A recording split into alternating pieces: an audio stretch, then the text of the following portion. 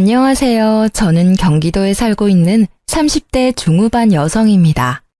지극히 평범한 삶을 살던 저였는데 전 남편 때문에 하루아침에 막장 드라마의 주인공이 되어 있더라고요. 저는 현재 친정에서 5살 난 딸아이를 키우고 있습니다. 이혼할 때 이 험한 세상 어떻게 혼자서 어린 딸내미 키우겠냐고 진심으로 걱정해 주시는 분들도 계셨지만요.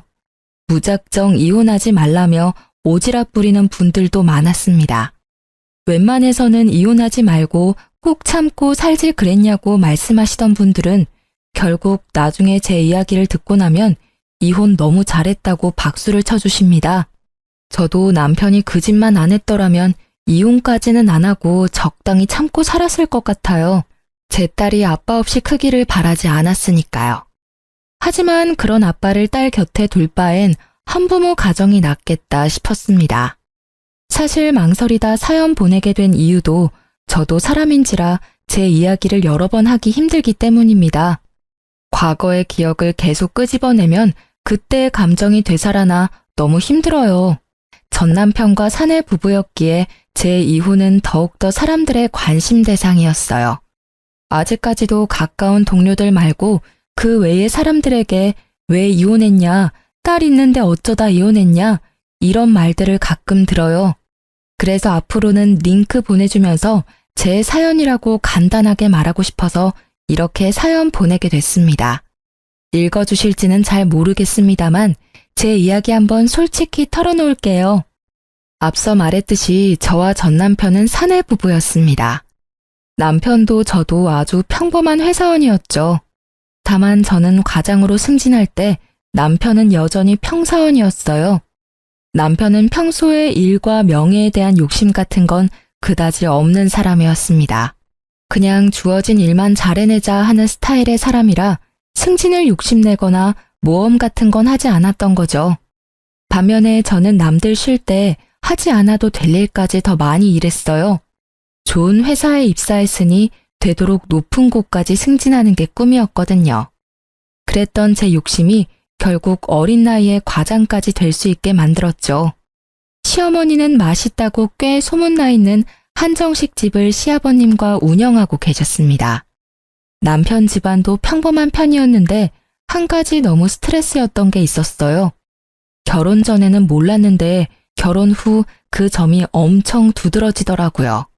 바로 요즘 세상이 어떤 세상인데 시골 사람인 시모는 너무나 지독한 남아 선호 사상을 가지고 계셨습니다. 아가, 넌 다른 거 다 필요 없고 그냥 아들만 낳으면 돼. 네? 아들이 최고야. 지금은 잘 모르겠지? 근데 나중에 알게 돼. 안 그래요, 여보? 그렇지.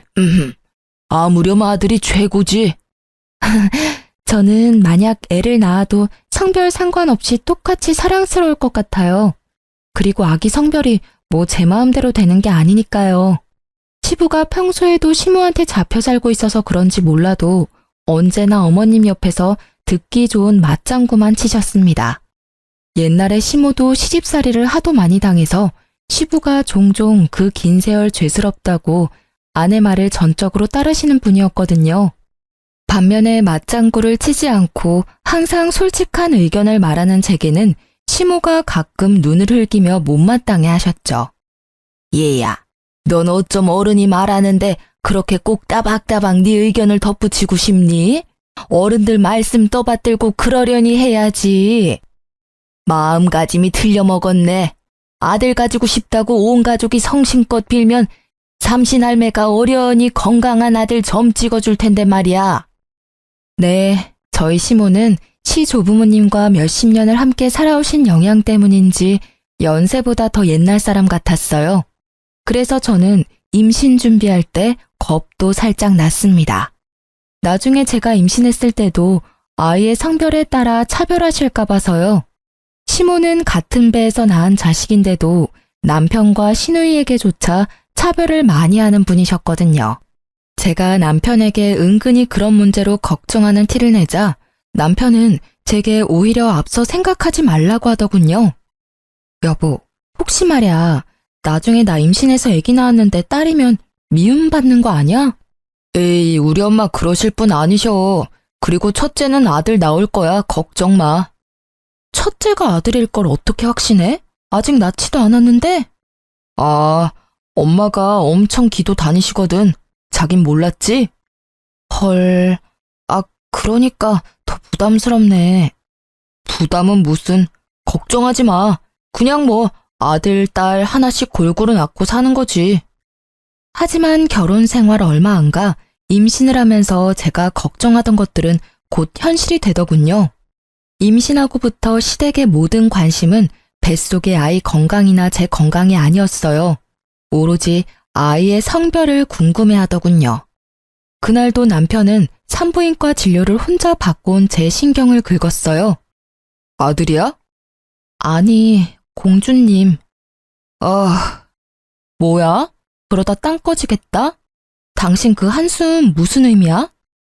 남편은 제게 혼자 병원 잘 다녀왔냐는 그런 말도 없이 다짜고짜 뱃속 아기가 아들이냐고 물었어요. 제가 딸이라 답하자 본인이 원했던 대답이 안 나와서인지 남편은 세상 깊은 한숨을 내쉬더라고요. 여자애라는 거지? 미치겠다. 미치겠다? 당신 그게 도대체 뭔 반응이야?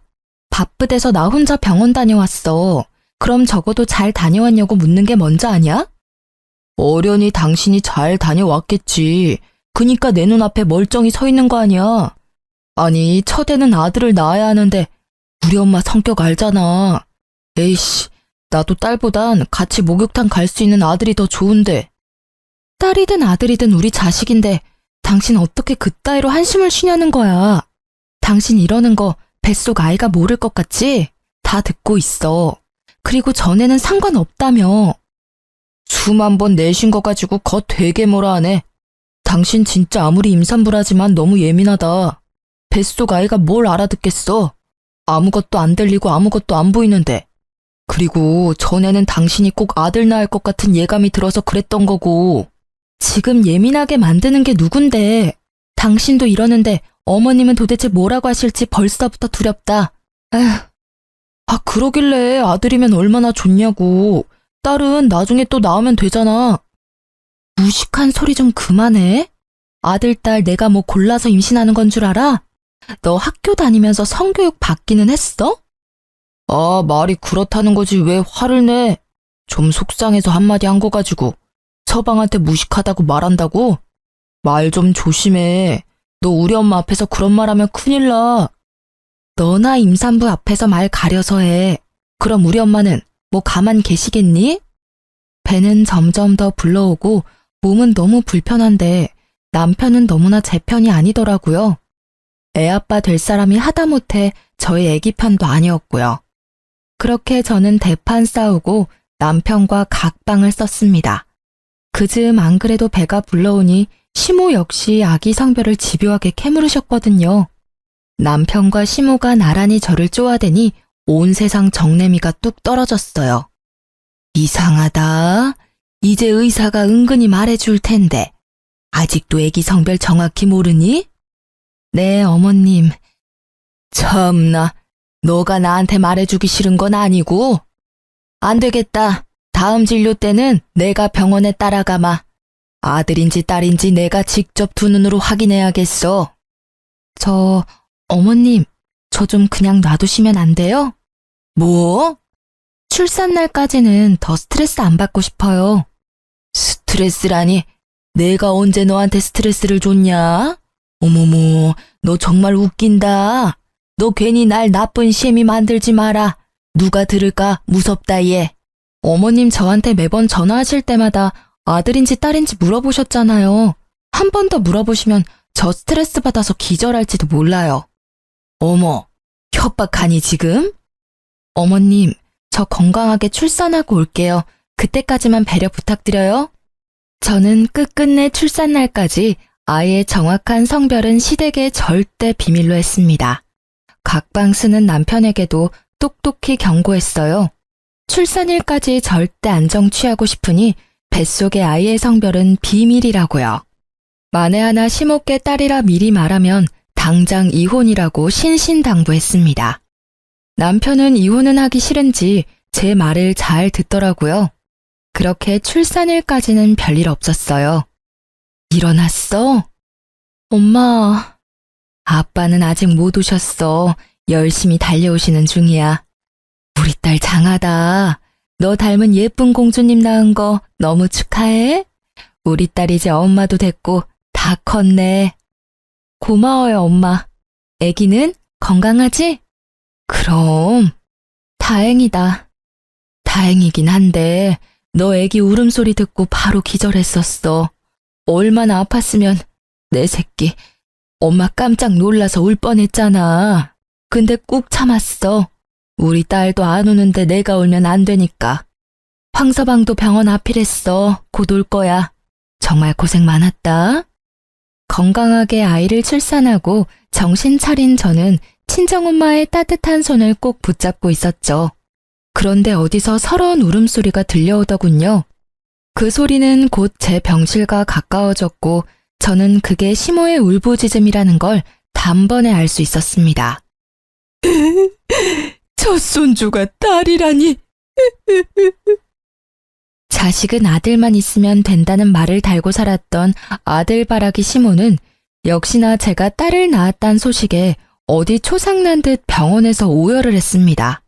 시모가 엉엉 우는 모습에 어디 누가 돌아가셨냐고 지나가는 다른 환자나 보호자들이 조심스럽게 물어보기까지 했어요. 당연히 친정 부모님께서는 그 상황을 엄청 불쾌해하셨어요. 저는 힘이 없어서 뭐라 말도 못하고 병실 침대에 누워서 시댁 식구들에게 눈길도 안 주고 천장을 바라본 채 주먹만 불끈 쥐고 있었죠. 남편은 옆에서 그 상황을 수습 안 하고 뭘 하고 가만 서 있는 건지 너무 화가 났습니다. 아이고, 어쩜 좋아. 아이고, 딸이라니, 계집이라니. 아니, 사돈, 정말 너무하신 거 아닙니까? 건강하게 출산한 내 딸 고생했다 격려는 못해줄 망정 귀한 손주 태어난 날에 뭘 그렇게 서럽게 울어요? 갓 태어난 애보다 더 우는 게 지금 말이 됩니까? 어디 초상 났어요? 그 상황에 눈치 없이 시누이까지 제가 딸을 낳았다고 속상한 티를 내더군요. 사돈 어르신, 저희 엄마 마음은 아마 잘 모르실 거예요.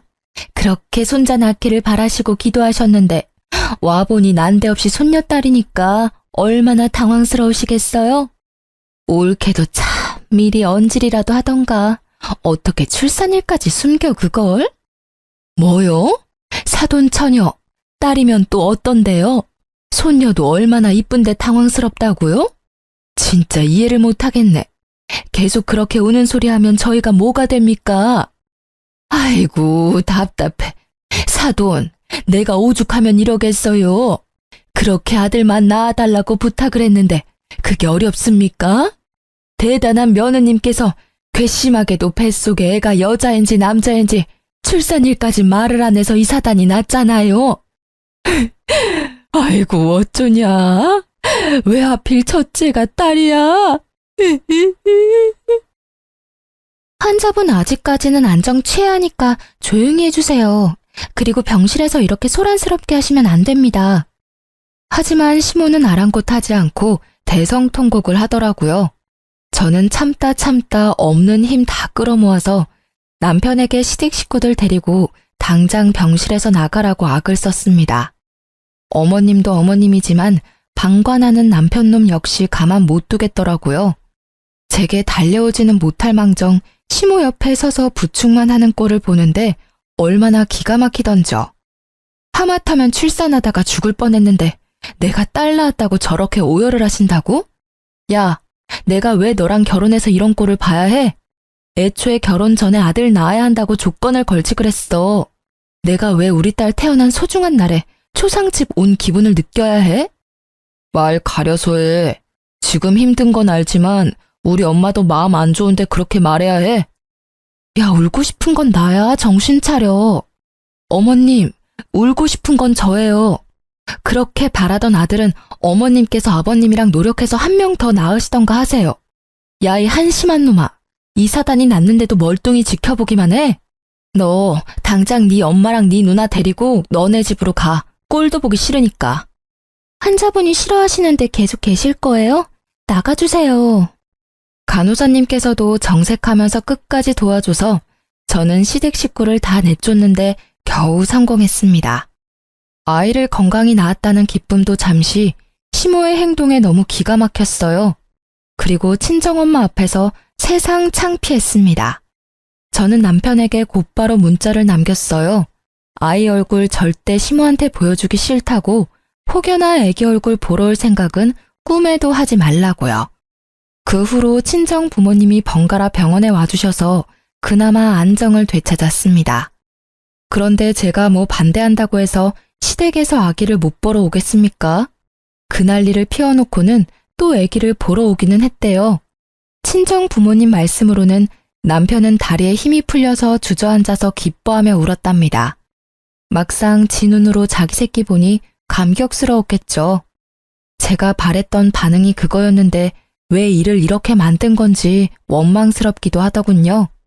그리고 시모와 시누이는 저와 남편 적절하게 반반 섞여서 너무 귀엽고 사랑스럽다며 한참을 자리를 뜨지 못했다고 합니다. 친정엄마께서 그 모습을 직접 보는데 어이가 없으셨대요. 그렇게 좋아할 거면 그날 왜 그리 모질게 행동했는지 이해가 안 되신다고요. 저는 병원 태어나는 날까지 남편 놈과 시댁 식구들은 절대 보기 싫다 했어요. 이미 남편은 매일같이 사죄의 연락이 왔어요. 자신이랑 꼭 닮은 아이를 뒤늦게 정신을 차린 건지 아님 갑자기 부성이라도 샘솟아나는 건지 아주 제게 싹싹 빌더라고요. 여보, 태어나는 날까지 어떻게 못 오게 해. 계속 처갓집에 있을 거야? 장모님 장인어른께서도 힘드실 거야. 우리 부부잖아. 집으로 돌아와. 애기도 너무 보고 싶단 말이야. 남편 노릇 아빠 노릇 해야 할 때 안 하고 이제 와서? 미안해. 내가 진짜 미안해, 여보. 장모님 장인어른께도 따로 찾아뵙고 용서 구했어. 당신만 나 용서해주면 진짜 앞으로는 잘할 수 있어. 엄마한테 안이 돌리고 두 공주님들 내가 잘 모시고 살게, 응? 우리 딸 눈 떴으면 아빠 보고 싶을 텐데 제발 화 풀면 안 돼? 애기 생각해서라도 한 번만 봐주라. 우리 엄마도 엄청 반성하고 계셔. 내가 그 후로 얼마나 엄마한테 대들었는지 몰라. 제발 한 번만 기회 주라. 한 번은 기회 줘야 하는 거잖아. 나도 정말 좋은 남편, 좋은 아빠 하고 싶어. 난 아직도 그날 일이 너무 굴욕적이야. 어머님이랑 당신 가족들, 지금 시대가 어느 시대인데 아들 못 낳았다고 병원에서 그 난리를. 잘못했어. 무릎 꿇고 이렇게 빌게. 일단 생각해 볼게. 집에는 안 올 거야? 당장은 못 가. 내 마음이 그래. 그렇게 저는 사과하는 남편에게 매몰차게 굴었어요. 당연히 출산 날부터 이혼을 생각하고 있었거든요. 그렇게 마음이 상했는데 사과한다고 해서 바로 없던 일이 되거나 제 마음이 회복되지는 않으니까요. 그런데 어머님은 사과하러 오셨다가 눈뜬 저희 딸을 보더니 아주 딴 사람이 되시더라고요. 애가 어쩜 이렇게 예쁘게 태어났니? 아이고 그랬어요 우리 공주님. 뭐가 그렇게 궁금해서 눈이 동그래졌어? 할미야, 내가 네 친할미다. 알아보겠어? 어이구 지난번에 봤을 때보다 더 볼이 오동통해졌네. 언제 할미라고 불러줄래?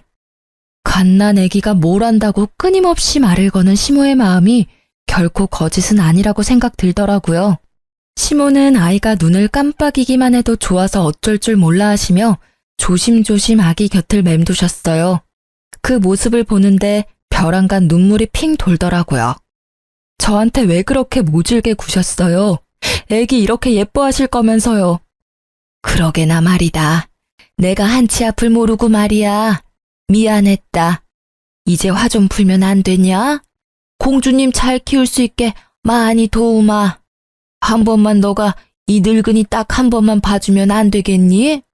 그놈의 딸 아들 순서가 뭐가 그렇게 중요하다고. 아들이야 또 낳으면 되는 건데. 이렇게 예쁜 공주님 앞에서 통곡했으니 내가 미친 인간이야. 그렇게 젊은 시절 시댁에서 당하고 살아놓고 말이야. 내가 우리 어머님 너무 경멸하는데 정신 차리고 보니 아주 똑같이 너한테 행동하고 있더라고. 아무쪼록 내가 미안하다. 전에 들어본 적 없는 시모의 너무 다정한 목소리에 진심 어린 사과에 저는 그만 시댁 식구들을 전부 용서하고 말았습니다. 모두가 진심으로 제 딸아이를 예뻐하는 게 느껴졌으니까요. 신우도 진작에 시모 따라 분위기에 휩쓸려서 그랬다며 너무 미안했다고 이미 찾아와서 제게 용서를 구했었고요. 친정 부모님께도 이미 마음이 어느 정도 풀리셔서 이제 제가 선택하라고 해주셨어요. 저는 결국 이혼하려던 결심을 지우고 열심히 딸아이를 남편과 사랑으로 키웠습니다. 그 일들이 벌써 5년 전 이야기네요. 그때는 제가 나중에 남편과 시모 그리고 시누이에게 뒤통수를 맞으리라고는 상상도 못했었습니다. 제 하나뿐인 소중한 딸은 친정 부모님께도 물론 예쁨을 많이 받았지만 시부모님께서 특히나 예뻐하셨어요. 어머님께서는 더 이상 딸아이라고 차별도 절대 안 하셨죠. 하지만 은근히 손자도 보고 싶으신지 다른 소식은 또 없냐고 종종 물어보셨습니다. 손녀딸도 그렇게 애지중지하시는데 손자는 또 얼마나 예뻐하시겠어요? 저도 한 명 더 낳고 싶었지만 당장은 육아휴직이 끝나고 회사에 다시 복직해야 했고 하나로도 좀 버거워서 둘째 계획은 조금 미루고 있었습니다. 그러다 첫째가 어느 정도 자라니 마음의 여유가 생기더군요. 남편은 연차가 쌓여 연봉 협상도 새로 하고 저도 과장까지 진급하니 이제 둘째를 마음 놓고 가져도 되겠다 싶었어요.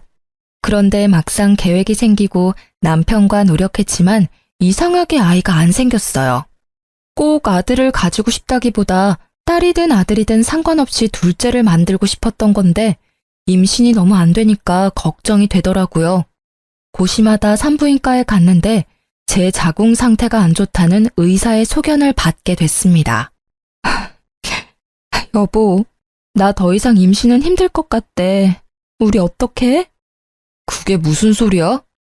저는 둘째를 못 가진다는 슬픔도 물론 엄청났지만 여자로서도 끝난 것 같다는 마음도 괜시리 들어 엄청 우울했어요. 정말 위로받고 싶었는데 제게 은근히 쌀쌀맞게 대하는 시댁 식구들과 남편의 태도에 또 한 번 상처를 받았습니다.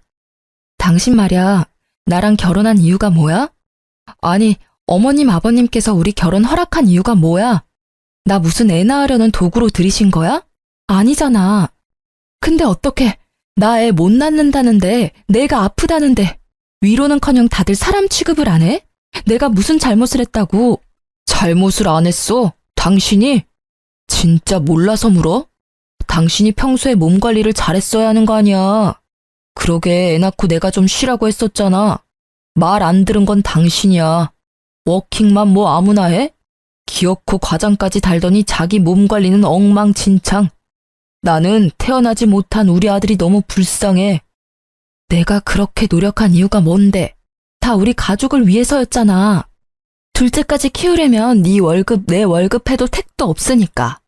너가 적게 버니까 나라도 더 벌자고 생각했어. 그게 그렇게 잘못한 거야? 꼭 그렇게 내 가슴에 비수를 꽂아야겠어? 지금 당신만 슬퍼? 나는 안 슬프겠어? 이제 네 몸 아픈 걸 내 월급 탓하는 거야? 너 잘났다. 지겨워 정말. 제가 속상한 마음을 토해냈지만 남편은 여전히 냉담했고 이제 사과도 안 하더군요. 결국 저희는 그렇게 별거 아닌 별거를 하게 됐습니다.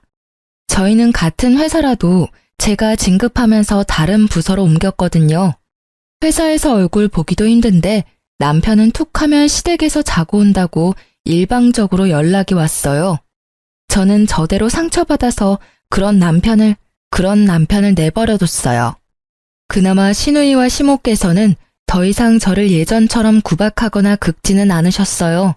같은 여자라서 저를 남편보다 이해해 주시나 싶었어요.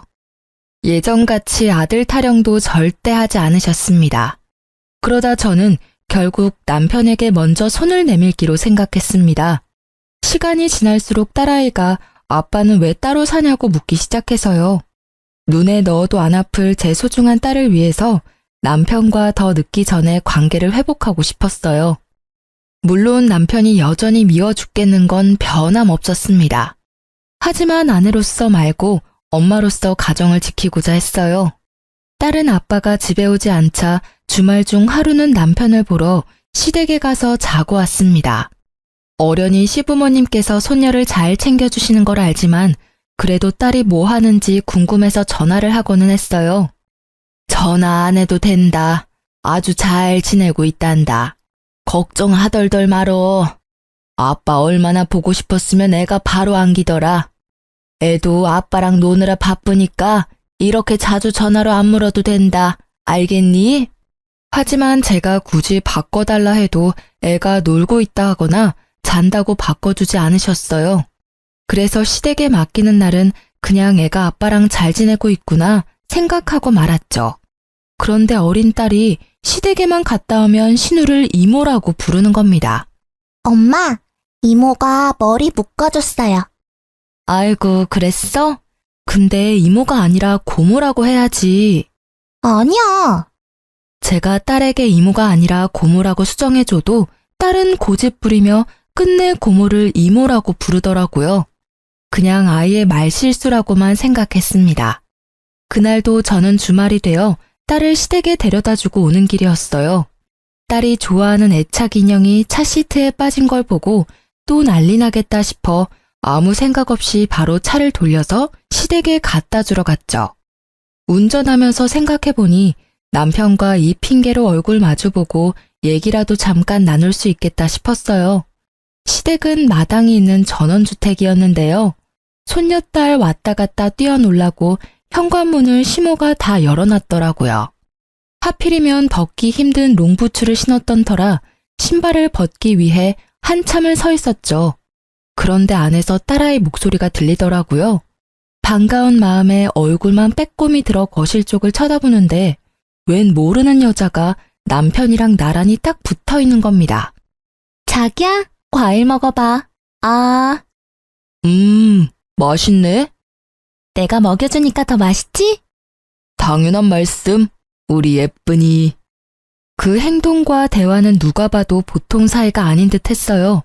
이미 봤으면서도 속으로는 아니길 바랬지만 제 딸이 그 여자에게 이모라고 부르는 모습에 남편이 외도 중이란 확신이 들었어요. 어디서 몰래 바람피는 것도 아니고 남편 놈이 작정하고 시댁에서 심지어 내 딸 앞에서 상간녀랑 히히덕거렸다는 사실에 화가 머리끝까지 났습니다. 상간녀에게 이모라는 호칭까지 붙여주고요. 활용점정으로 그 순간 시모의 목소리가 들렸습니다. 이제 우리 시은이가 이모 말고 엄마라고 부르는 습관을 들여야 할 텐데. 엄마 해봐, 시은아. 싫어. 엄마는 집에 있어. 어머니, 아직 일러요. 아직 그 사람이랑 이혼도 안 했는데 차근차근 진행해요. 시은이 혼란스럽겠어요. 그래도 우리 새애기가 듣기 서운하잖니. 곧 엄마 될 사람이 얜데. 어머님, 저는 괜찮아요. 저 금방 신이랑 친해질 자신 있어요. 이렇게 저를 잘 따르잖아요. 엄마라고 금방 불러줄 거예요. 그치, 시은아? 그 장면에서 저는 피가 거꾸로 솟는다는 기분을 잘 알게 됐습니다. 살면서 그렇게 분노해 본 적 없었거든요. 당장 시댁 들어가서 다 엎고 싶더라고요. 하지만 어린 딸에게 평생 그 장면이 트라우마로 남을지 모르겠다는 생각도 들더라고요. 또 제가 방금 보고 들은 것 외에는 제게는 남편의 외도에 대한 아무런 정보도 증거도 없었으니까 저는 그대로 물러날 수밖에 없었어요. 이를 꽉 깨물고 겨우 참아서 시댁을 빠져나왔죠. 저는 곧바로 비싼 돈 주고 흥신소에 의뢰했습니다. 아주 사소한 것부터 결정적인 것까지 상간녀 정보와 남편의 행적들을 탈탈 털어서 증거를 차곡차곡 수집했어요. 그리고 둘이 어떻게 만나게 됐는지도 알아봐 달라고 했죠. 돈이 있으니 세상 참 못 알아볼 게 없더라고요. 제게 돈이라도 없었으면 어쩔 뻔했나 싶었습니다. 상간녀는 꽤 유명한 헤어샵의 수석 디자이너였습니다. 저는 우선 상간녀부터 참교육하려고 그 샵의 원장에게 비싼 돈을 주고 예약을 했습니다. 제가 시술 받으러 가니 상간녀의 표정이 일그러지더라고요. 제 얼굴은 모를 줄 알았는데 어떻게 알고 있었나 봅니다. 정확하지는 않지만 저는 웃으면서 상간녀가 들리게 원장에게 말했습니다. 원장님, 제 남편이 바람을 피고 있는데요. 제가 곧 그 상간녀 참교육시키러 갈 거거든요. 그러니까 머리 예쁘게 좀 해주세요. 네, 고객님 진짜 잘 오셨어요. 저만 믿으세요. 제가 진짜 끝장나게 우아하고 고급스럽게 해드릴게요. 마음 단단히 먹으셔야 해요. 원장은 신나서 상간녀 흉을 보더라고요. 그러자 상간녀는 묘한 눈빛으로 저희 쪽을 힐끔거렸습니다. 그런데 저기 저 디자이너는 내가 어디서 뵌 것 같은데 낯이 많이 익네요? 혹시 저희 어디서 봤던가요? 네? 아니요, 초면입니다. 제가 좀 많이 흔하게 생겼어요. 상간녀의 반응을 보니 상간녀는 틀림없이 제 얼굴을 아는 듯 했어요. 원장의 시술이 끝날 때까지 상간녀는 본인 손님에게 실수할 만큼 제게 온 신경이 쏠린 듯 했어요. 아, 죄송합니다. 뜨거우셨죠? 아니, 오늘 왜 그래 너? 정신 어디다 두고 왔어? 오늘 좀 일찍 퇴근해도 될까요? 몸이 안 좋아서요. 실수를 타박하는 원장에게 몸이 아프다며 미꾸라지처럼 빠져나갈 궁리를 하더라고요. 그걸 저는 가만둘 수 없었죠. 원장은 제게 복수 잘하라며 정말 예쁘게 시술을 해주고 있었고 저는 대뜸 벌떡 일어나서 상간녀에게 다가갔어요. 아직 안 끝나셨는데? 고객님, 혹시 화장실 가고 싶으세요? 원장이 부르는 소리를 무시하고 저는 상간녀에게 다가가 물었어요. 어때요? 네? 엄청 예쁘세요. 저희 원장님 정말 잘하시죠? 그럼 이건 어때요? 저는 상간녀의 뺨을 있는 힘껏 내리쳤습니다. 고객님, 왜 이러세요? 상간녀는 그러고도 한참 아무 말을 못하더라고요. 그녀만 뺨 맞은 이유를 알고 있으니 원장은 자기 직원 보호하겠다고 감싸더군요. 웅성거리는 소리는 전부 저를 향해 있었습니다. 뭐야? 저 여자 갑질하는 거 아니야? 직원 뺨을 갑자기 왜 때려? 얼른 경찰 불러야. 저는 그때 모든 사실을 폭로했습니다. 나쁜 건 제가 아니라고요. 너 내 남편이랑 바람난 것도 모자라서 감히 내 딸까지 뺏어가려 해? 네가 인간이야? 이 욕정의 눈이 먼 짐승아. 이렇게 번듯하고 멋있는 샵에서 일하면 뭐하니? 네가 인간이 덜 됐는데. 상간녀는 제 말이 끝나자마자 울면서 무릎 꿇고 싹싹 빌더군요. 언니, 잘못했어요. 여기서 이러지 마세요, 네? 가게 피해주지 말고 나가서 이야기하면 안 될까요? 언니라니 누가 네 언니야. 가증스러워, 더러워. 피해? 네 입에서 나올 말이야 그게? 내 인생에 피해준 건 어떻게 보상할 건데? 사모님, 제가 다 말씀드릴게요. 제발요. 나가주세요. 손님, 아까 말씀하셨던 바람났다는 여자가 저희 직원인가요? 네, 그래서 내가 여기까지 비싼 돈 주고 시술 받으러 왔죠. 소란 피워서 죄송해요. 오늘은 일단 갈게요. 너 내 남편한테 연락하지 말고 가만히 쥐 죽은 듯이 내 연락 기다려. 그렇게 상간녀 쪽만 주고 나오려고 했는데 상간녀는 울면서도 저를 끝까지 따라오더군요. 제발 하라는 대로 할 테니 제 직장만 건드리지 말아주세요. 여기 다시는 찾아오지 말아주세요. 제발 어디도 소문내지 말아주세요. 그러면 제가 다 협조할게요. 네? 너 지금 나한테 명령하니? 협박해? 부탁드리는 거예요. 정말 여기 제 전부예요. 너도 내 전부를 가져가려고 했잖아. 내 남편이랑 같이 내 딸 훔치려고 했잖아. 그건 진짜 죽을 죄를 지었어요. 제가 잘못했습니다. 사모님, 한 번만 부탁드릴게요. 그리고 이어지는 상간녀의 말을 듣고 저는 한동안 벙쪘어요. 남편과 상간녀는 시모를 통해서 처음 만났다고 합니다. 그 한정식 집 저희 원장님께서 단골이셔서 자주 저 데리고 가주셨어요. 어머님, 아니, 한정식 사장님께서 저한테 따로 전화번호 물어보셨는데 밥 먹으러 오라고 연락이 자주 왔어요. 그렇다 할 가족도 없고 너무 포근했어요.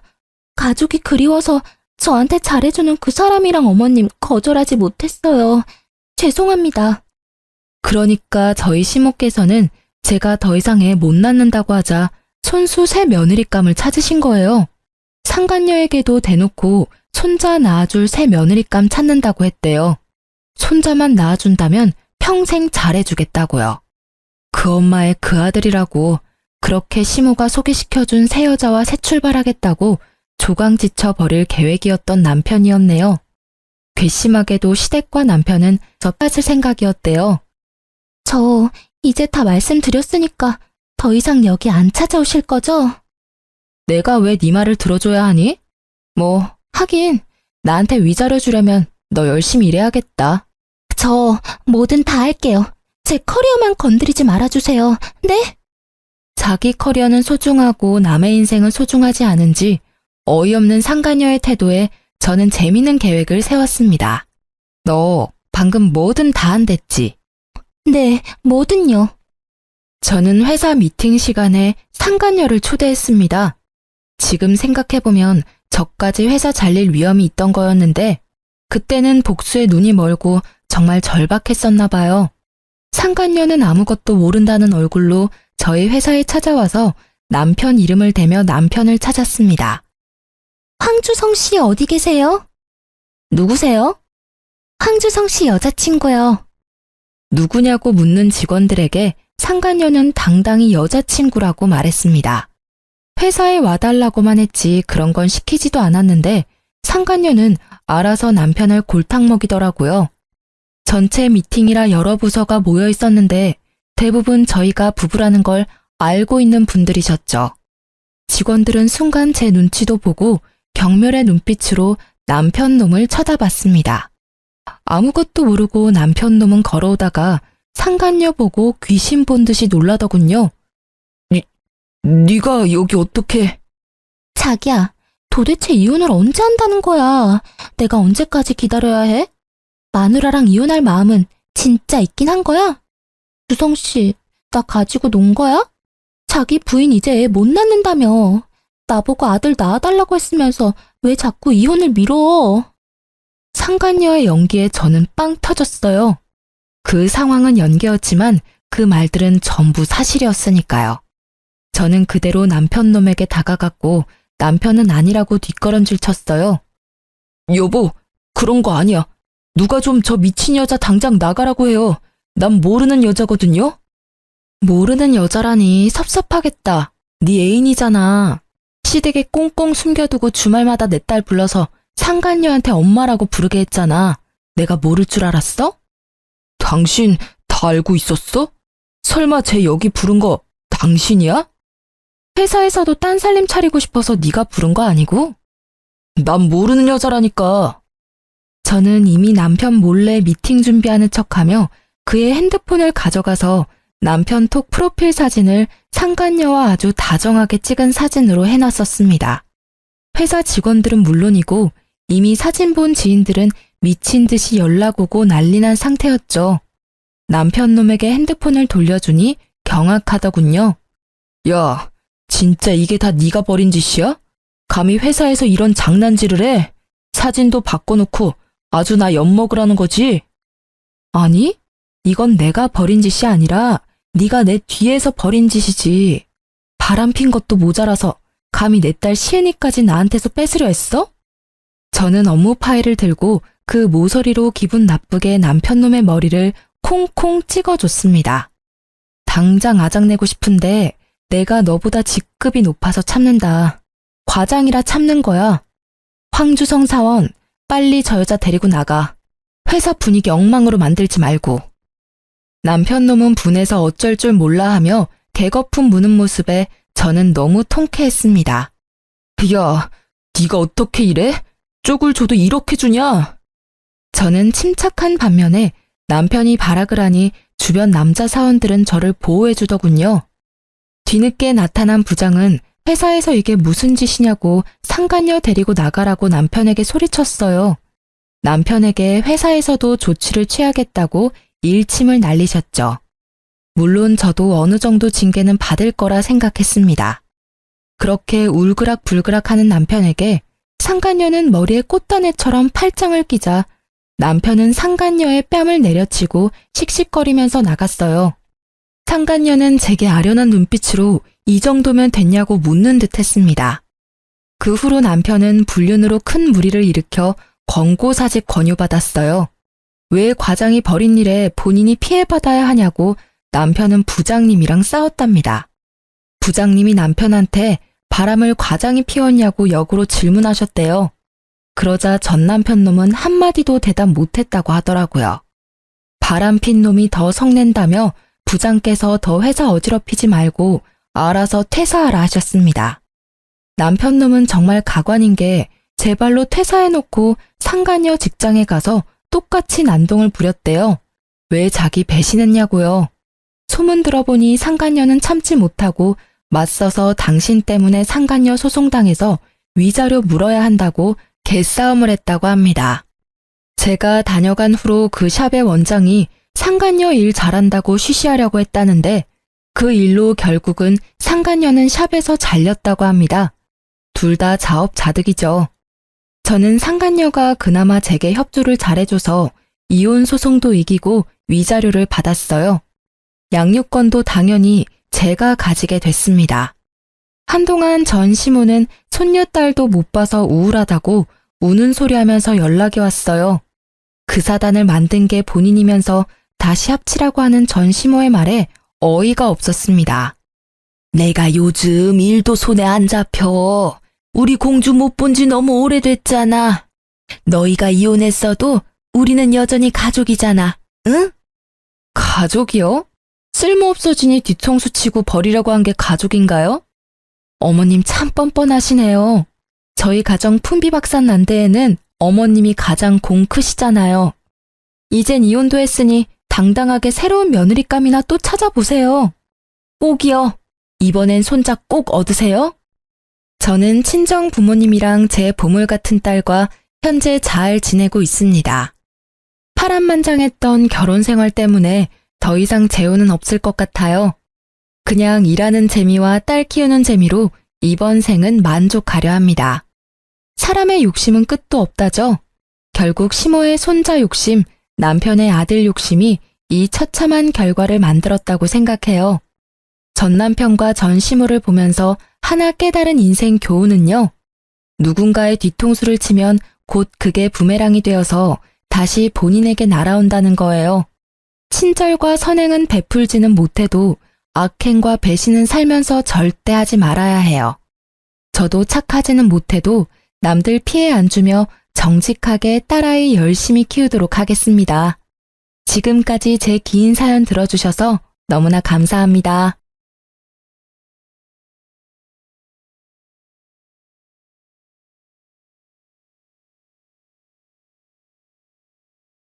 안녕하세요.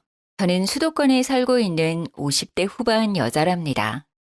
친구가 알려준 뒤로 매일 이곳에서 사연을 듣고 있는데 정말 재미있는 게 많아 시간 가는 줄 모르겠어요. 요즘엔 텔레비전보다 이곳 사연 들으며 더 많이 웃고 있네요. 제 나이 또래쯤 되면 다들 가슴속에 응어리 하나씩은 다 갖고 있잖아요. 저도 참 오랫동안 속 터졌던 이야기를 여러분께 들려드릴게요. 친구나 언니가 얘기한다고 생각하고 들어주시면 감사하겠어요. 남편과 만난 건 보통 사람들과 비슷했어요. 선자리에서 만나서 결혼까지 하게 된 경우였고 그냥저냥 무난하게 싸우기도 하면서 살아왔죠. 시부모님도 먼 지방의 시골에서 사셨기 때문에 사실상 명절 때나 찾아가서 별로 마주칠 일은 없어서 다행이었네요. 억센 시골 분들이었지만 그리 매정하게 대하시진 않으셔서 시모와 마찰은 별로 없는 편이었어요. 20년 넘는 저의 결혼 생활에서 유일한 걸림돌이자 스트레스 유발인자가 있다면 바로 형님이었죠. 동서, 애가 아직 3살인데 벌써 일을 한단 말이야? 그것도 식당에서 일을 한다고? 너무 힘들겠다. 어디 격리 자리라도 좀 알아보지.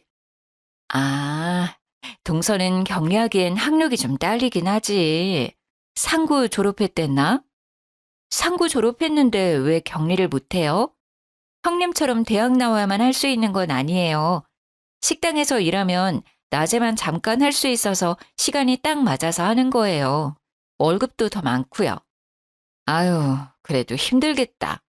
난 그런 몸 쓰는 일은 한 번도 해보질 않아서 식당 서빙하는 사람들만 봐도 너무 불쌍하던데 말이야. 다 돈 받고 일하는 건데 뭐가 불쌍해요. 그렇게 생각하는 형님이 더 이상하네요. 그래도 3살이면 엄마가 옆에서 열심히 놀아주고 가르쳐줘야 애 머리가 좋아지고 잘 자라지. 준우가 너무 딱하네. 서방님이 벌이가 좀 시원찮지? 월급이 항상 똑같죠. 그게 아니라 이제 준우도 꽤 자랐으니까 잠깐 일하면 저도 바람 쐬고 활기차고 오히려 좋아요. 집에만 있으면 너무 답답하고요. 그래 뭐 밖에서 일하는 여자들 다 그렇게 말은 하더라. 그래도 전업주부보단 불행한 건 사실 아니야? 돈만 많으면 누가 힘들게 나가서 일하려고 그러겠어. 각자 생각하는 게 다른 거죠. 형님 마음대로 생각하세요. 그렇게 부정적으로만 보면 살기 피곤하지 않아요? 형님이랑 말을 하면 항상 이딴 식이었어요. 계속 말꼬리를 잡고 늘어져서 제가 아무리 맞는 말을 해봤자 설명하는 제 입만 아플 뿐이었죠. 우연의 장난처럼 형님이 저보다 1년 일찍 결혼했고 아들도 1년 일찍 낳아서 얼마나 아는 척을 하는지 뭐든 지가 선배라는 식으로 말을 해대니 진짜 너무 스트레스였어요. 심지어 우리 둘은 동갑이었는데 말이죠. 거기다 차로 1시간 정도의 거리의 근처에 살았기 때문에 시댁보다 더 자주 마주칠 수밖에 없었죠. 더군다나 형님은 대학 나와서 애 낳기 전까지 회사 인사팀에서 일했어서 얼마나 자랑을 했는지 몰라요. 저는 사실 결혼 전까진 공장에서 일하다가 결혼하고는 주로 식당에서 일을 했거든요. 우리 남편이 이번에 과장으로 승진을 했지 뭐야. 그래서 한턱 쏘려고 불렀어. 우리 자주 좀 만나자. 식당 서빙하느라 바쁜 건 알지만 가족끼리 얼굴 잊어버리겠다. 네, 뭐 열심히 일하고 있어요. 승진하셔서 좋으시겠네요. 오늘은 형님 믿고 그럼 소갈비로 많이 먹어도 되겠네요. 아, 근데 여긴 돼지갈비가 더 맛있어. 둘 다 먹어봐. 아마 돼지갈비만 더 먹을걸? 내가 다 먹어봐서 알아. 우리 준우도 오랜만에 보네. 준우도 많이 먹어? 이제 8살인데 고기 많이 먹여줘야 키가 쑥쑥 크는데. 집에서 고기는 자주 먹니? 제가 갈비집에서 일하는데 당연히 자주 먹죠. 아마 상명이보다 많이 먹을걸요? 아무튼 일단 소갈비 5인분 시킬게요. 아, 갈비집에서 일해? 그럼 좀 다른 데로 갈 걸 그랬네. 고기 냄새만 맡아도 물리겠다. 그나저나 우리 상명이 이번에 학교에서 수학 100점 맞았잖아. 역시 학원을 좀 다니니까 성적이 쑥 오르네. 준우는 어디 학원 다녀? 아직 어린데 뛰어노는 게 최고죠. 아직 학원은 안 보내요. 영어에 관심이 많은 것 같아서 영어 학원은 더 이따가 보내주려고요. 돈 없어서 못 보내는 건 아니고? 농담이야. 우리 상명이는 수학이랑 영어랑 수영학원이랑 태권도까지 다녀. 우리 동네 애들은 이 정도는 기본으로 하더라고. 아무래도 동네 차이도 좀 있지? 그쪽 동네는 괜찮은 학원도 별로 없지 않아? 동네가 뭐 얼마나 차이가 난다고 그래요. 거기가 무슨 강남 8학군도 아닌데 다 똑같죠. 전 그렇게 학원 많이 보내고 싶지 않아요. 소신껏 하는 거죠. 상명이는 그거 다 다니느라 힘들겠네요. 이게 다 투자하는 거야. 나중에 좋은 대학 가고 좋은 직업 가지면 다 보상받는 거지. 그렇게 무리해서라도 교육을 시키는 거야. 동서도 내 말 들어야 나중에 후회 안 할걸? 인생 선배로서 말해주는 거야. 형님 가족만 만나고 오면 맨날 자랑질에 훈계질에 진절머리가 나서 연락도 많이 피했었죠. 그래도 명절 땐 시댁에 가서 이틀은 지내야 하잖아요. 아이들이 자랄수록 형님의 훈계질도 점점 심해지고 시부모님도 은근히 아이 둘을 비교하기 시작했어요. 아이고 우리 장손 상명이 잘도 먹네. 이거 전복도 더 먹어라. 이번에 전교에서 몇 등을 했다고? 5등이요 어머니. 반에서도 아니고 무려 전교에서. 우리 상명이 1등하는 날까지 잘할 수 있지? 상명이 친구 엄마들이 공부 비결이 뭐냐고 맨날 물어봐서 진짜 귀찮아 죽겠다니까요. 아이고, 대단하네, 우리 상명이. 준우는 반에서 몇 등 한다고? 벌써 중학생인데 공부 좀 시켜야지. 너 밖에서 힘들게 일하는 건 안다만 자식 농사가 제일 중요한 거야. 애한테 너무 소홀한 거 아니냐? 세상에 뭐 공부가 전부인가요? 하고 싶은 거 하면 되죠. 우리 준우가 공부 못하는 것도 아니에요. 다 할 만큼 해요. 걱정은 마세요. 그래도 반에서 10등 아래로 내려가면 좋은 대학 가는 건 텄다고 봐야 돼. 어떡하니, 준우?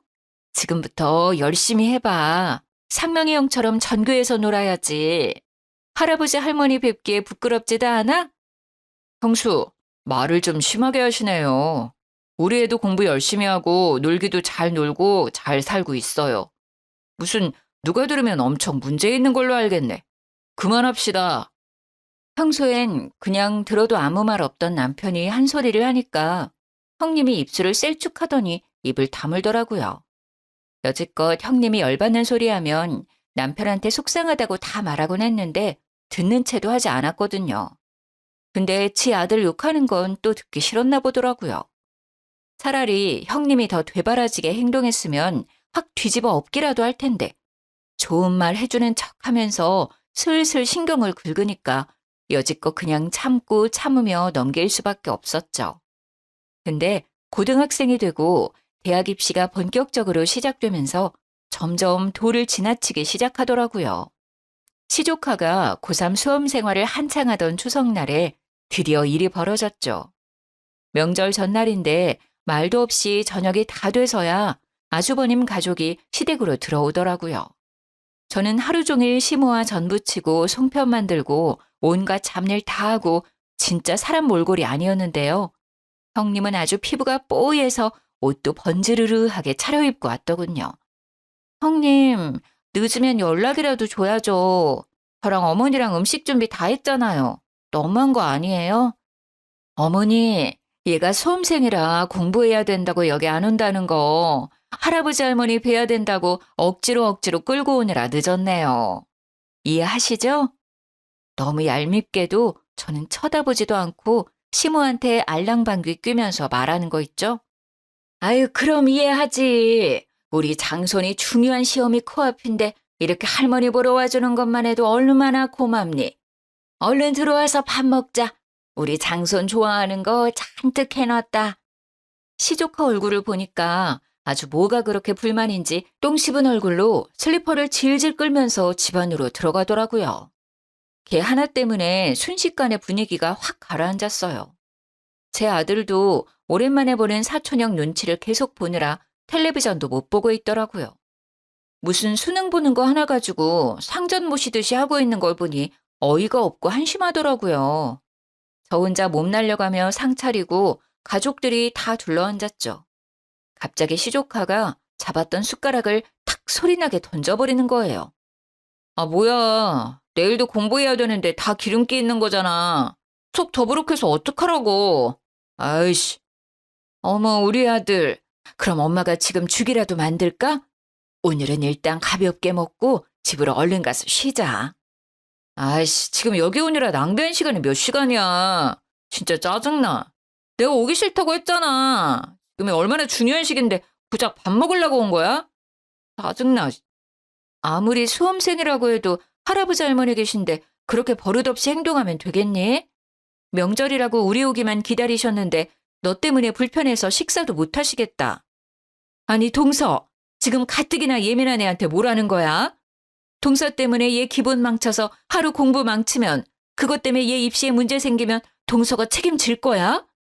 참나, 하루 공부 안 해서 망칠 입시라면 실력이 안 돼서 그러는 거겠죠. 실력 없는 목수가 장비 탓한다고 지금 미리 시험 망칠 이유 생각해 놓는 거예요? 뭐? 입시를 망쳐? 이 옆에 내가 진짜 보자 하니까 누구 앞길에 죄를 뿌리려고 그딴 소리를 해? 네 아들은 공부를 못해서 지금이 얼마나 중요한지 모르는 모양인데 내년에 너는 어떻게 행동하나 내가 두고 볼 거야. 남들 다 보는 수능이 뭐 그렇게 대단한 거라고 우리 엄마한테 왜 소리 질러요? 우리 엄마랑 동갑이면서 왜 이렇게 막대해요? 진짜 보자 하니까 못 참겠네. 이 자식이 감히 누구한테 소리를 질러? 너는 대가리도 안 돌아가서 공부도 못하는 게 어른한테 대드는 거 보니까 아주 글러먹었네. 당장 우리 엄마한테 사과해. 작은 엄마 때문에 나 수능 망치면 작은 엄마가 내 인생 책임질 거야? 그게 뭐 말도 안 되는 소리야. 아, 수능 망칠까봐 벌써 밑밥 가냐? 우리 엄마한테 뒤집어 씌우려고? 이게 진짜 미쳤나?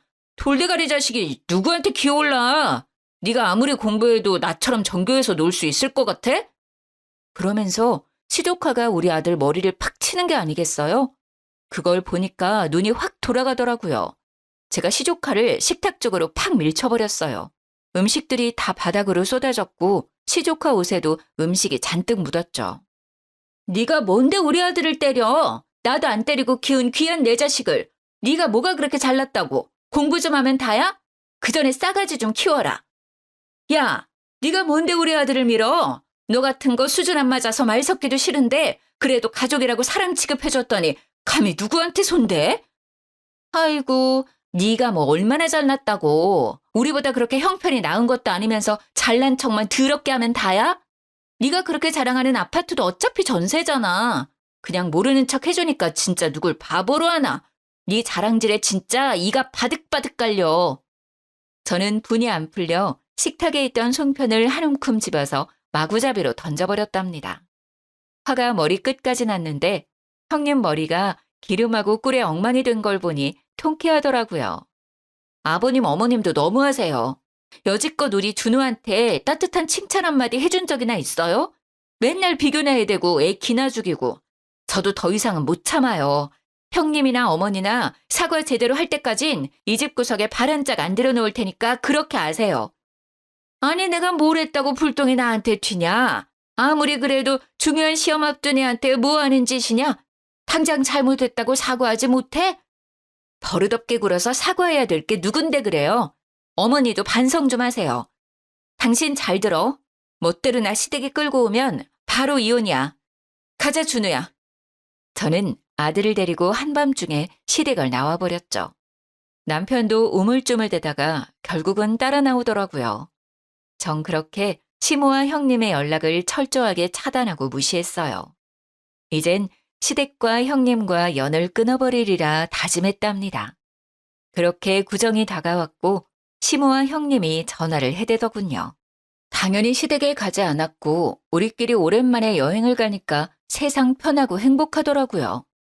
그렇게 봄이 됐고 우리 아들도 수험생 생활을 시작했죠. 어느 날 남편이 은근히 말을 꺼내더라고요. 어제 형한테 전화가 왔더라고. 상명이가 고려대에 합격했다네. 공부를 잘하긴 정말 잘한 모양이야. 우리 집에 그런 인물이 나왔네. 그래? 그래서 어쩌라고. 그 얘기를 왜 나한테 전해? 이제 우리 준우도 수능 봐야 되는데 상명이한테 과외라도 해달라면 어때? 아니면 좀 시험 잘 치는 비결이라도 물어보던가 말이야. 아이고, 그 싸가지 없는 놈이 잘도 해주겠다. 괜히 그쪽에 아쉬운 소리 꺼내기만 해봐. 가만히 안 있을 거야. 그리고 내가 영 끊자고 했더니 당신 나 몰래 연락하고 있었어? 아니야. 나도 연락 안 했는데 어제 처음 전화 받은 거야. 어머니가 시골집에서 마을 사람들 불러다 잔치 한다고. 우리도 와서 화해도 하고 얼굴 보고 지내자고 그러더라고. 왜? 형이 그러니까 뭐 애틋하기라도 한가 보지? 가면 또 얼마나 그 자랑을 듣고 무시를 당하려고 거기를 가. 형님이 사과할 때까진 난 절대 그 집 구석 인간들 안 볼 거니까 당신도 절대 가지 마. 어디 가기만 해봐.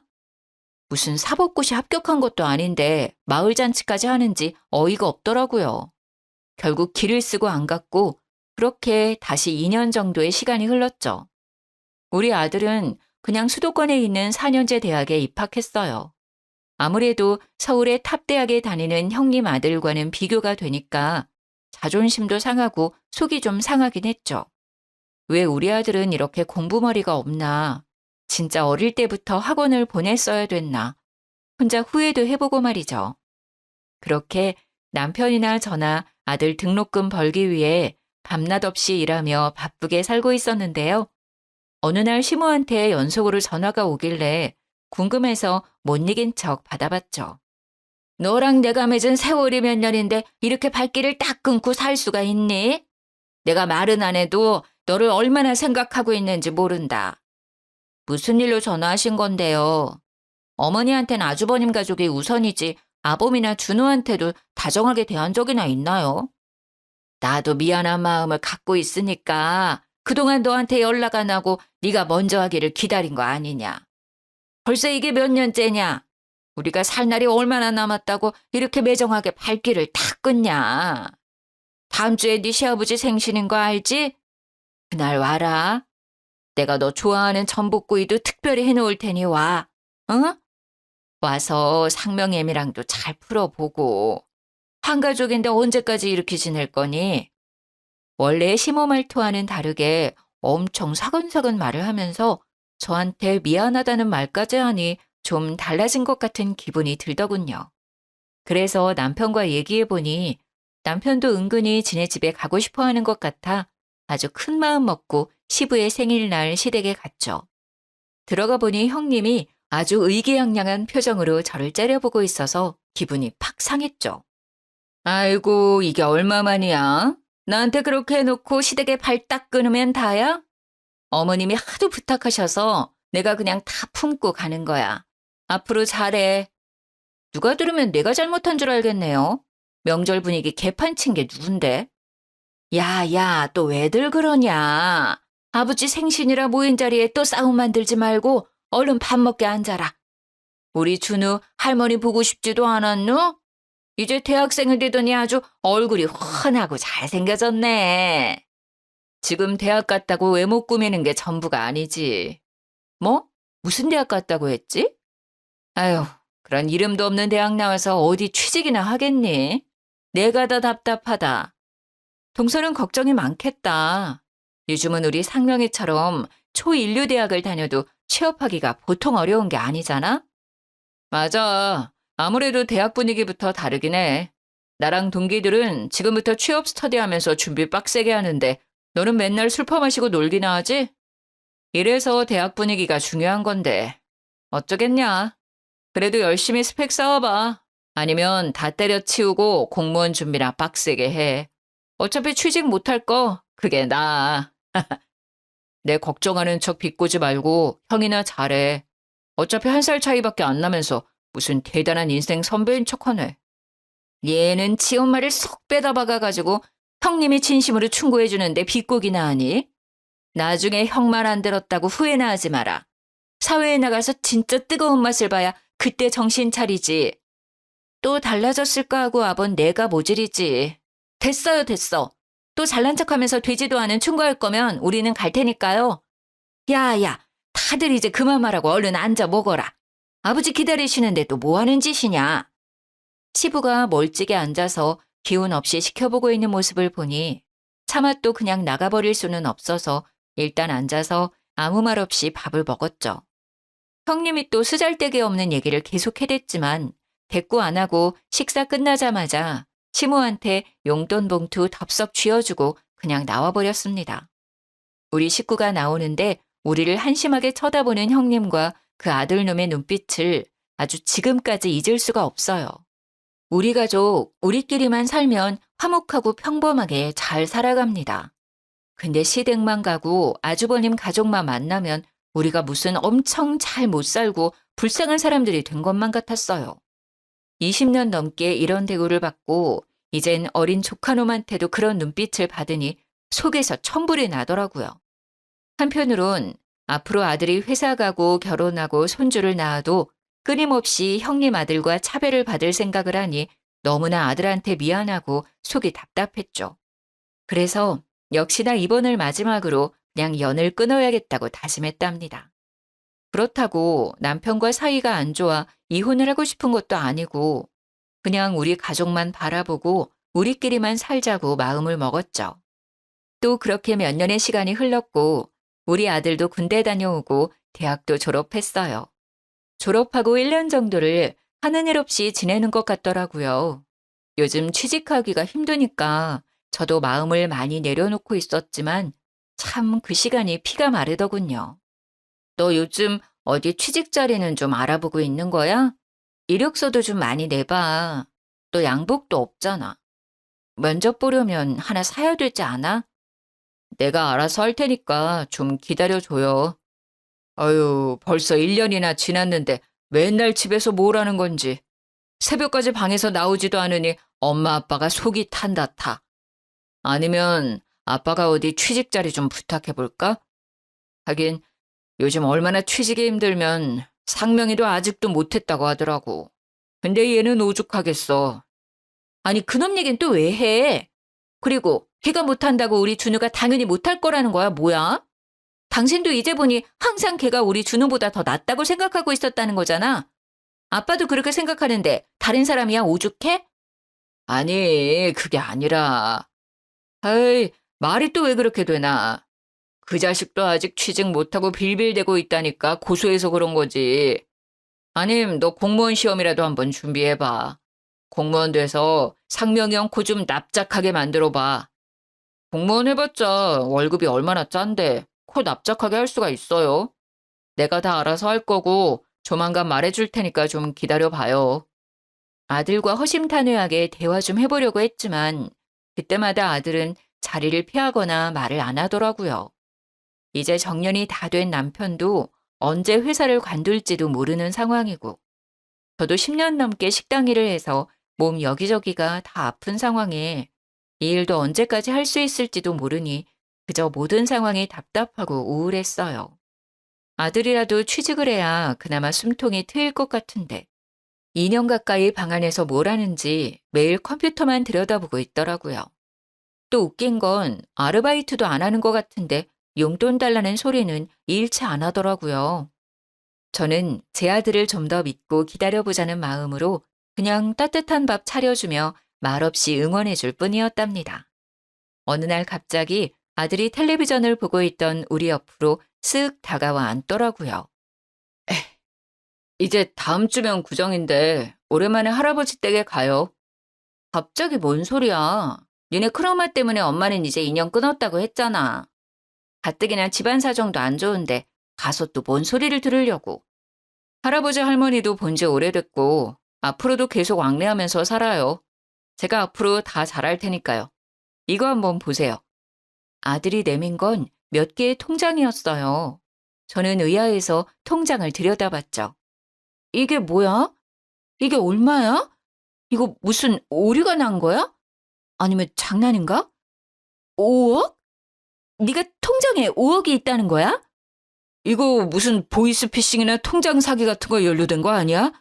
야, 이준우, 너 똑바로 말해봐. 이거 뭐야? 뭔지 알아야 경찰서에 가든 뭐를 할 거 아니야? 제가 3년 동안 그동안 모은 거예요. 당분간은 앞으로 계속 더 벌 수 있고요. 이거 봐요. 한 달에 거의 5, 6천씩 찍히거든요. 딱히 뭐 재테크한 것도 아닌데 그냥 이렇게 쌓이더라고요. 아니, 네가 뭘 하는데 한 달에 5천을 번다는 거야? 그게 말이 되니? 네가 도대체 어디서 뚱딴지 같은 소리를 하고 있는 거야? 아빠 엄마가 안 믿으실까 봐 제가 그동안 말을 안 한 거예요. 좀 더 확실해지면 말하려고요. 이거 보세요. 이거 유튜브는 다 아시죠? 이게 제가 하고 있는 유튜브 채널이에요. 어? 이 채널 나도 가끔 보는 건데? 이거 구독자 150만 명? 이게 네가 하는 거란 말이야? 진짜야? 아, 이게 뭔데? 당신만 알지 말고 나도 좀 속 시원하게 말해줘 봐봐. 유튜브에 자기가 이렇게 원하는 분야로 채널을 만들 수 있어요. 그러니까 개인 텔레비전 채널 같은 거죠. 전 과학이랑 우주 분야로 3년 전부터 시작했어요. 한 2년 전부터 수익이 좀 나기 시작해서 이젠 좀 자리 잡았어요. 구독자도 많이 늘었고요. 그래서 한 달에 돈도 꽤 많이 벌게 됐어요. 이야, 이게 진짜 네가 하는 거란 말이지? 우리 아들이 이런 재능이 있었구나. 어릴 때부터 맨날 우주 얘기만 하고 살고 별 본다고 망원경 사달라고 몇 날 며칠을 떼쓰고 울고 했는데 아빠가 이제야 생각이 나네. 세상에, 아니 이거를 해서 돈을 그렇게 많이 번다는 거야? 아니 어떻게 그렇게 돼? 사기 아니야? 엄마는 아직도 잘 모르겠네. 요편네야, 세상이 달라졌어. 요즘 초등학생들 꿈이 다 유튜버라잖아. 아빠 회사 사람들한테 자랑해도 되냐?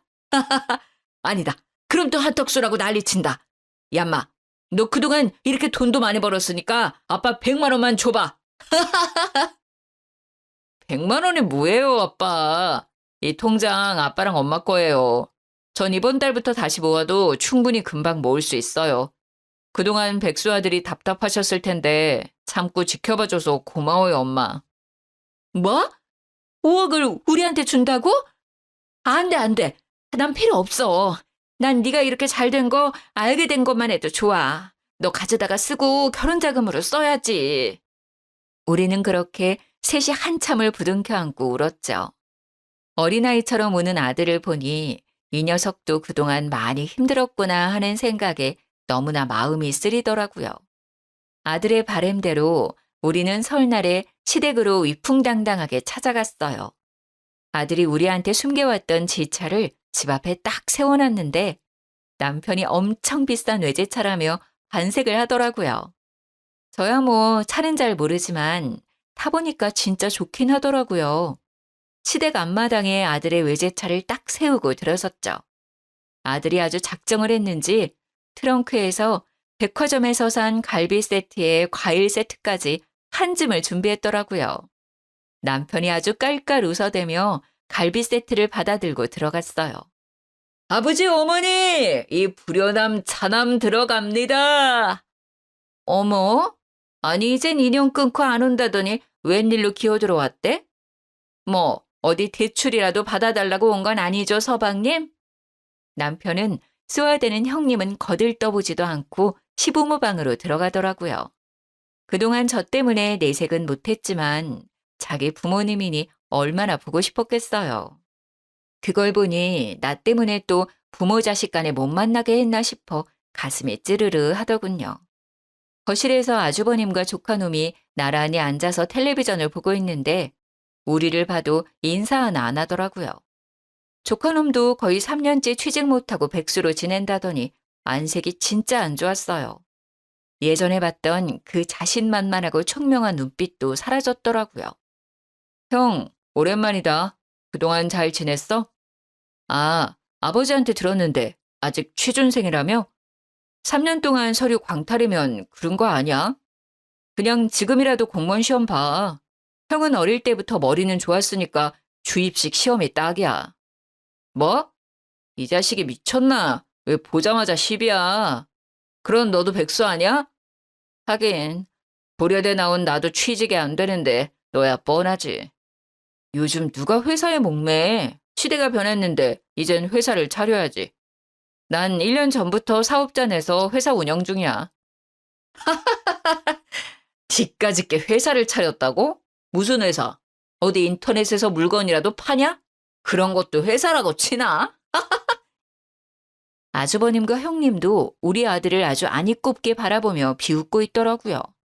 참 사람 마음이 신기한 게 예전에 저라면 그런 형님의 모습에 바로 속이 부글부글 끓으면서 화가 났을 텐데 이번엔 아무렇지도 않고 웃기더라고요. 심지어 마음속이 평화롭기까지 했죠. 아이고, 이런 비싼 갈비랑 과일 세트 사오면 형편이 나아 보일 것 같아? 동서, 너무 무리한 거 아니야? 거의 동서 한 달 월급 가격이잖아. 아무리 우리한테 잘나 보이고 싶어도 좀 적당히 하지 그랬어. 동서 가족 한 달 내내 손가락 밟고 생각하니 내가 가슴이 아파서 그래. 천만에요. 우리 집 걱정은 하지 말고요. 그거 우리 아들 트렁크에 더 있으니까 갈 때 한 세트씩 가져가세요. 우리 속 깊은 아들이 형님 드린다고 더 샀대요. 그게 네 차라고? 아, 딱 보니까 너 요즘 카푸어 그거 아니야? 대출 엄청 받아서 중고차 산 거지? 네 주제 어떻게 저 비싼 걸 보냐? 아우, 야, 안 되겠네. 오랜만에 보니까 완전 허세에 찌들었네. 너 그렇게 살면 인생 망해. 앞으로 내 인생 그만 걱정하고 형이나 잘 사는 게 어때? 아, 형, 이 유튜브 채널 알아? 나 이거 구독하는데? 이거 엄청 유명한 과학 유튜버잖아. 근데 이건 왜 보여주는데? 이게 내 채널이거든. 나 혼자 하기엔 너무 힘들어서 회사 차려서 스튜디오로 운영해. 직원이 5명이고. 아, 형 무슨 과 나왔지? 잡일 맡아줄 직원 한 명 필요하긴 한데 해볼래? 대신 면접은 봐야 돼. 사촌이라고 특혜는 따로 없는데. 월급은 내가 빵빵하게 줄게. 한 달에 500 어때? 뭐? 이게 네 거라고? 말도 안 돼. 이게 아주 확인 안 된다고 대놓고 사기를 치네? 네 거라는 증거 있어? 아들은 픽 웃더니 핸드폰 이것저것 누르면서 뭘 보여주더라고요. 그걸 본 조카놈이 얼굴이 하얗게 질렸고 말이죠. 진짜 로그인이 되네? 구독자 150만 명? 아니, 그게 뭐가 그렇게 대단하다고 난리야? 요즘 뭐 개나 소나 다 유튜브 한다고 난리던데 뭐 어떻다고? 내 친구도 무슨 건강 유튜브 하고 그래. 한 달에 50만 원씩이나 나온대. 그리고 젊은 애들 요즘 무슨 아주 다 양아치처럼 이상한 짓 하면서 돈 벌던데. 아, 너도 그런 거에서 돈 1,000원씩 받고 그런 거 하는 거야? 너한테 딱이다, 딱이야.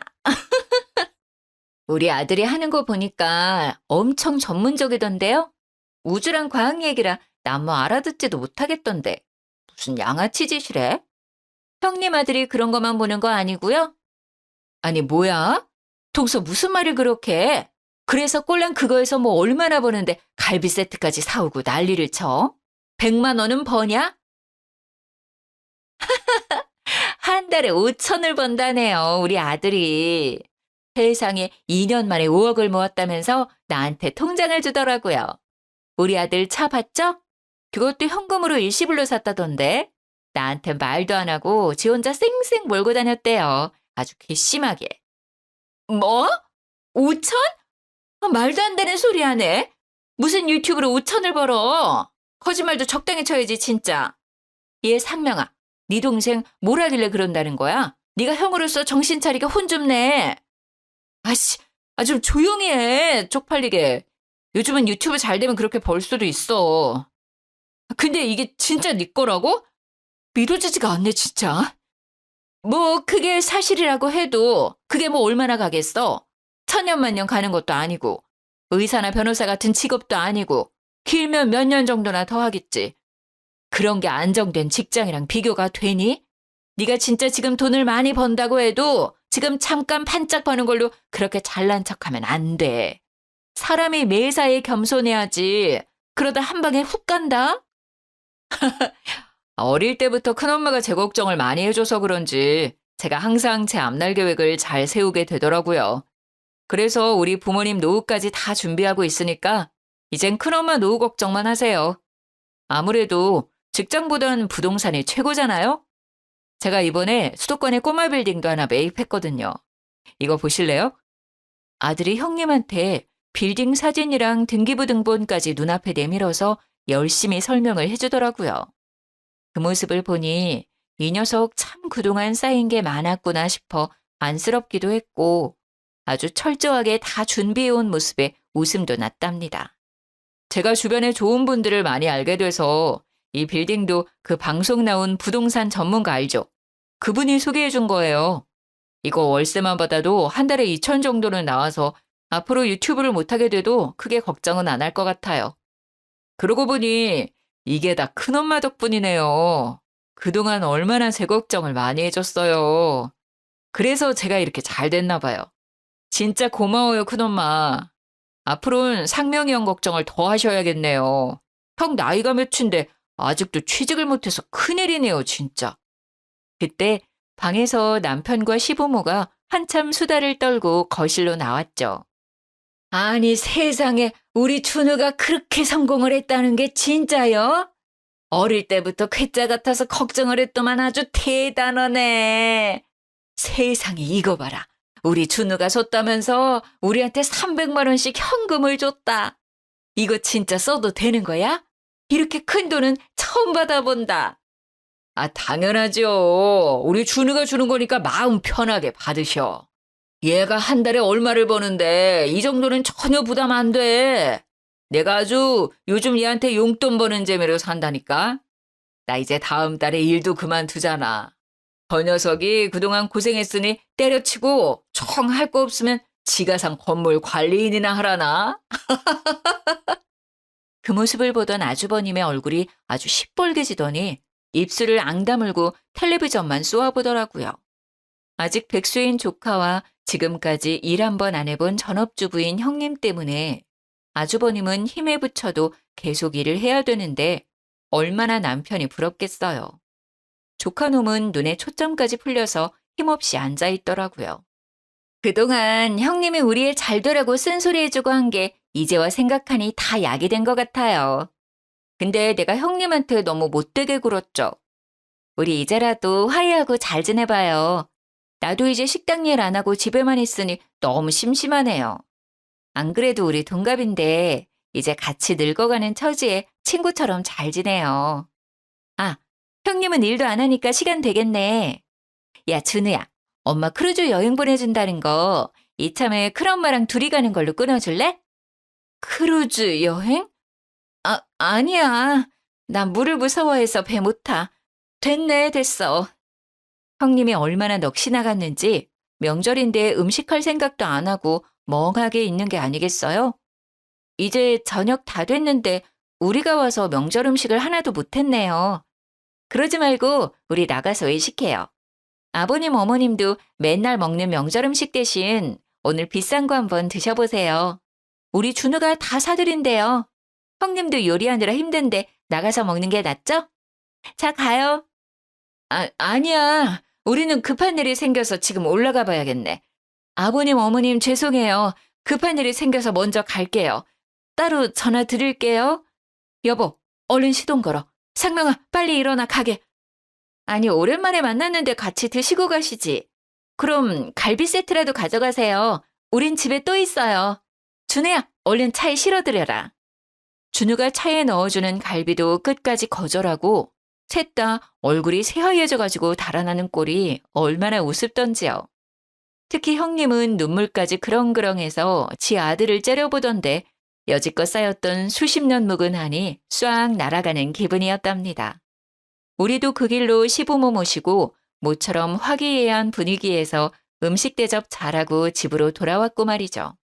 그 뒤로 우리 가족은 명절뿐만 아니라 한 달에 한 번씩은 시부모님 모시고 맛있는 밥도 대접하고 여행도 가면서 그동안 못 해드렸던 것 다 해드리고 있어요. 우리 아들이 더 하고 싶어하고 챙겨줘서 기특할 뿐이네요. 형님 가족은 구정 이후로 시댁에도 발길을 딱 끊고 감감무소식이랍니다. 저한테 그렇게 전화해 대고 메시지 보내던 형님인데 요즘은 제가 일주일에 한 번씩은 꼭꼭 연락드리고 있답니다. 전화는 안 받아서 메시지로 시부모님 모시고 여행 간 사진이며 비싼 데 가서 밥 먹은 사진도 꼬박꼬박 다 보내고요. 아들이 생일이라고 사준 명품 가방이랑 목걸이 사진도 보내주고 말이죠. 당연히 형님은 답변은 절대 안 하지만 제가 보낸 건 다 봤더라고요. 안 봐도 얼마나 혼자 부들거리고 있을지 눈에 훤하네요. 형님 아들은 아직도 취직 못하고 이제 30이 다 되어가는데 이제 제가 열심히 걱정을 해줄 차례인 거 맞죠? 우리 아들이 하는 유튜브 채널도 새로운 거 올라올 때마다 매번 보는데요. 이렇게 훌륭한 걸 우리 아들이 하는 거라니까 너무 자랑스럽답니다. 댓글도 다 읽어보는데 구독자들이 칭찬하는 거 보면 제가 다 감사하고 흐뭇하더라고요. 요즘 아들 덕분에 그동안 못 해봤던 운동도 배우고 취미생활도 마음껏 하니까 삶의 질이 달라진 기분입니다. 여행도 자주 다니는데 제가 이렇게 여행을 좋아하는 사람인지 몰랐다니까요. 집안에 걱정이 없으니 남편과 사이도 좋아졌고 여러모로 즐거운 나날을 보내고 있어요. 그동안 힘들었던 인생을 보상받는 기분이 들어서 아들한테 제일 고마워요. 사연 들어주시는 여러분도 하루하루 즐겁게 사셨으면 좋겠네요. 모두 건강하시고 행복한 하루 되시길 바라봅니다.